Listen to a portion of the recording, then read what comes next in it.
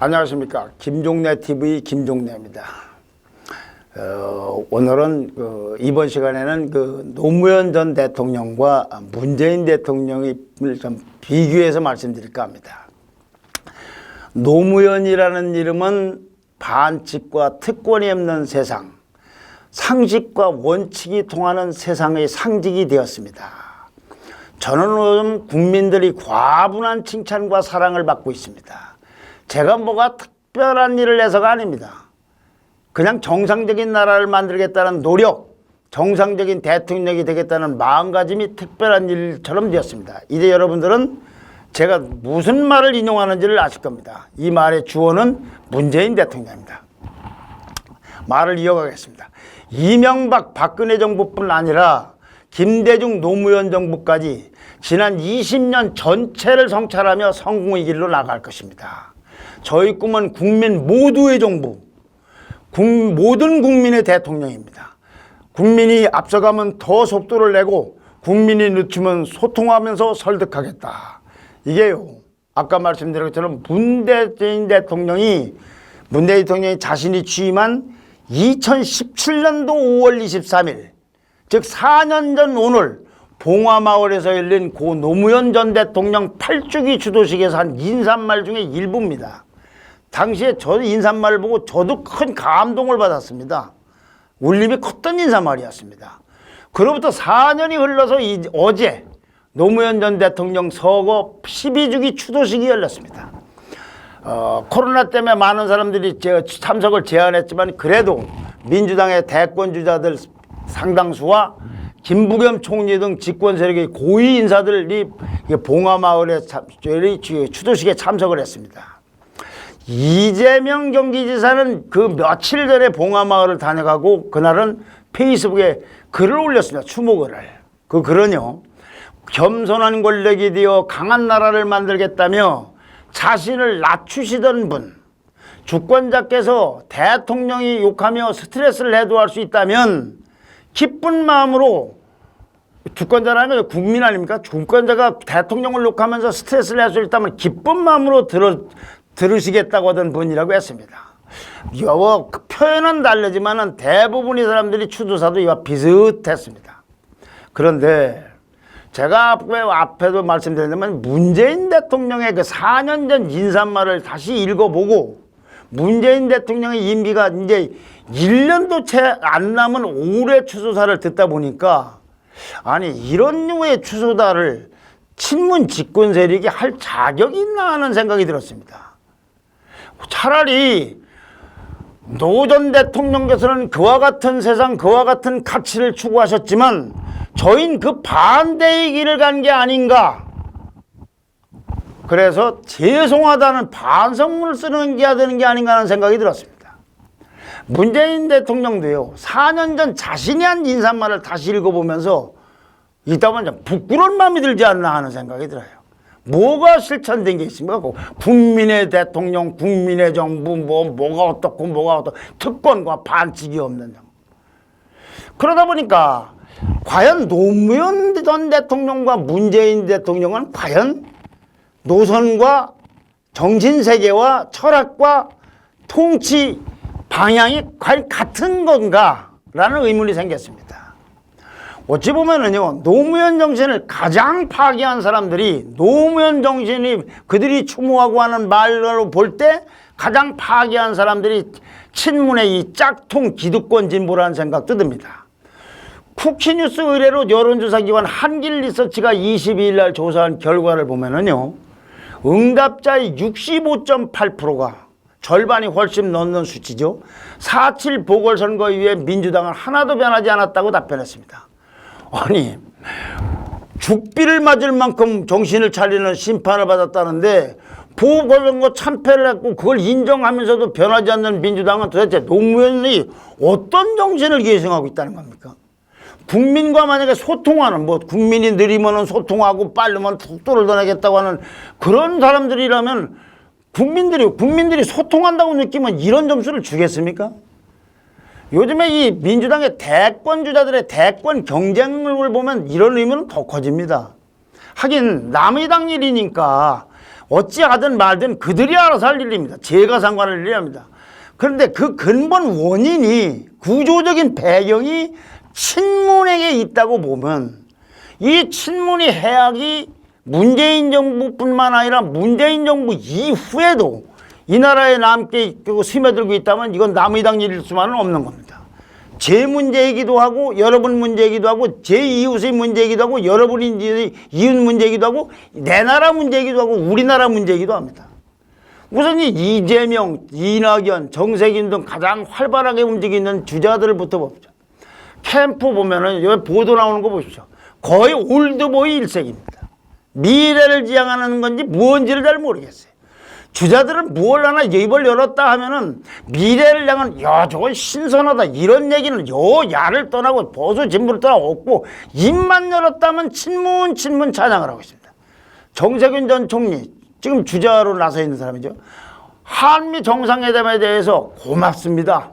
밤잠을 이루고 서류더미에 묻히셨을 대통령님의 모습이 눈에 선합니다라고 찬양을 했습니다. 아니 전 총리는 우리 정부가 호언장담하던 백신 스와프라는 게 물 건너가고 고작 한국군 장병용 55만 명분만 공급받기로 했는데 지금 백신 때문에 발을 동동 구르고 있는 국민들이 볼 때 어떤 생각인지를 알고 이런 말을 하는지 모르겠어요.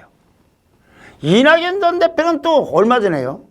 내가 차라리 대통령을 안 하면 안 했지 문재인은 배신 못한다.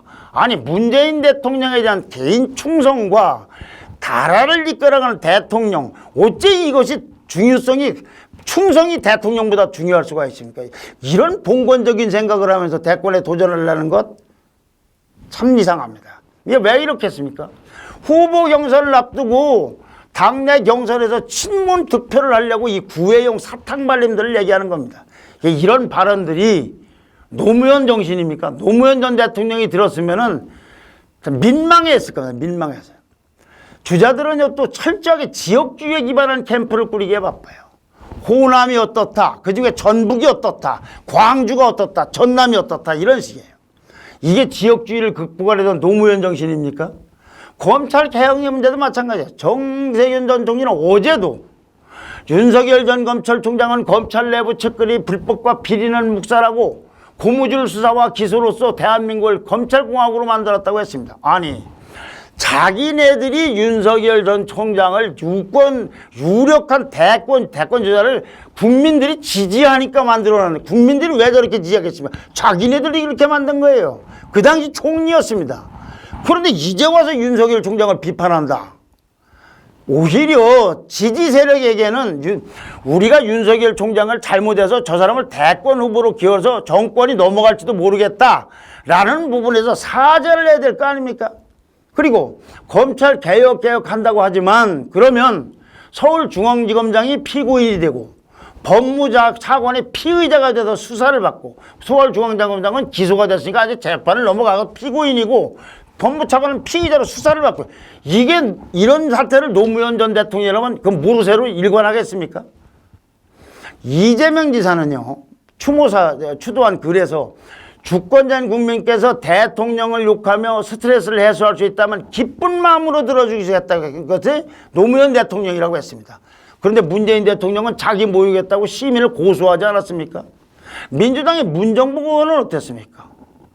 이분은 박준영 해양수산부 장관 후보자를 비판한다고 해서 그때 이제 결국 사퇴했지만은 정의당의 젊은 유호정 의원에게 야 어디서 감이라고 호통을 치다 국회의원이 나이가 어떻다고 해서 다른 당의 국회의원 보고 자기 친척도 아닌데 야 감히 이런 말이 어디 있습니까? 이게 어떻게 노무현 정신입니까?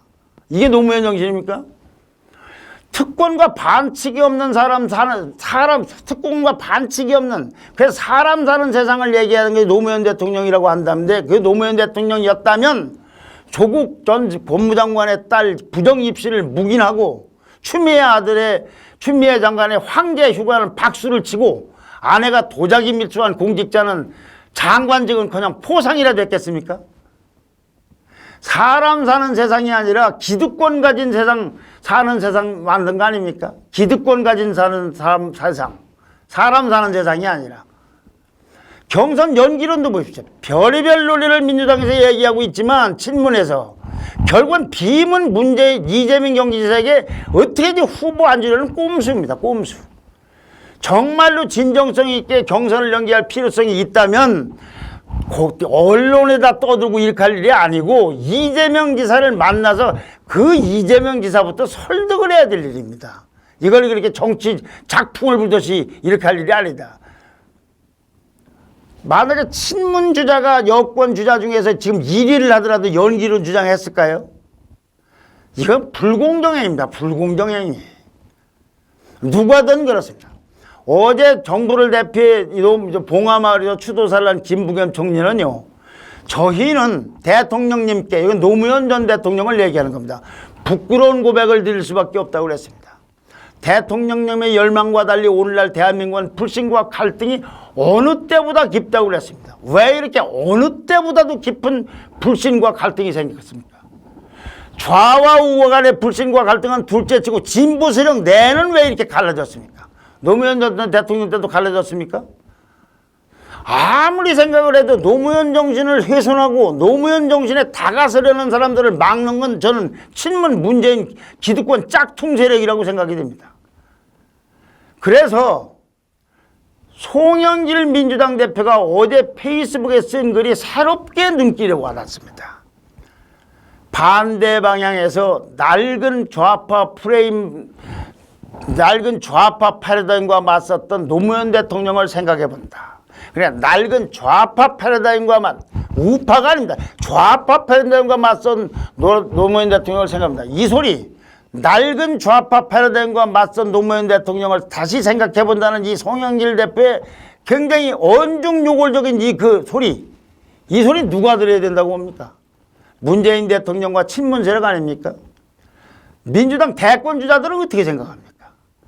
노무현도 찬양하고 문재인도 찬양하는 당신들이야말로 송영길 대표가 얘기하는 낡은 좌파 패러다임의 포로들 아닙니까?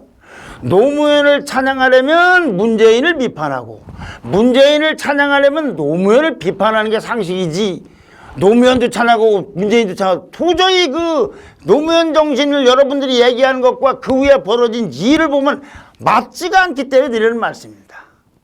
노무현을 찬양하려면 문재인을 비판하고 문재인을 찬양하면 노무현을 비판하는 것이 저는 앞뒤가 맞다고 생각이 됩니다.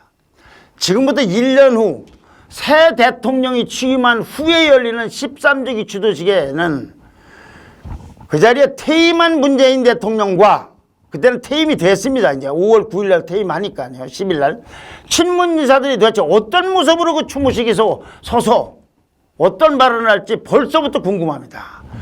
좋아요와 구독 신청 그리고 댓글 부탁드립니다. 감사합니다.